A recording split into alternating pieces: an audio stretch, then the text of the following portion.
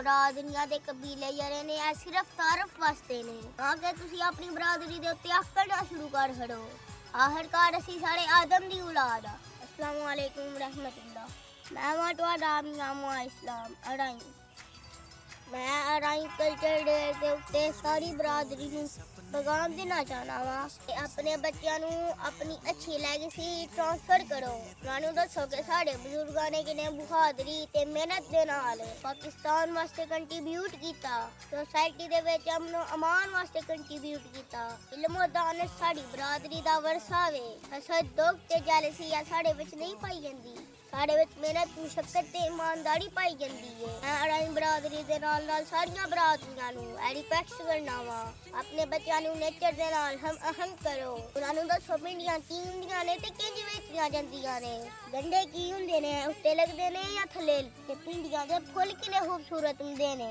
अपने बच्चों नूं दसो कि टमाटर किस तरह लगदे ने ते किस तरह परवान चढ़दे ने। अपने बच्चों नूं दसो कि बीज किस तरह जमीन दा सीना फाड़ के बाहर आंदा है। इस तरह बीज नूं मुशक्कत करनी पैंदी है बाहर आने वास्ते, अपना वजूद मनवाने वास्ते। इस तरह इंसान नूं भी मुशक्कत करनी पैंदी है। जेड़ा इंसान मेहनत करेगा वही कामयाब होएगा। अपने बच्चों नूं दसो कि तरह की हुंदियां ने।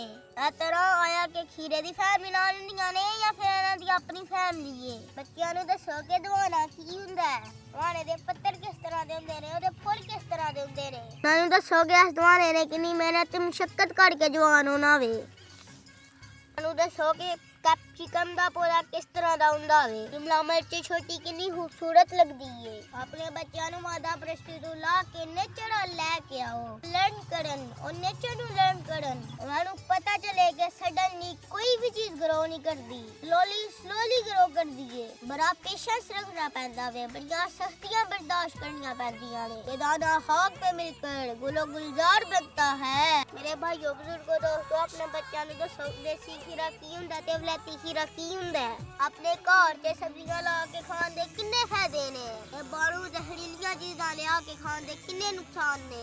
मिटा दे अपनी हस्ती को अगर कुछ मर्तबा चाहे। ये दाना हाथ में मिलकर गुलो गुलजार बनता है। माशाल्लाह माशाल्लाह साढ़े बैंगन भी तैयार हो गए ने।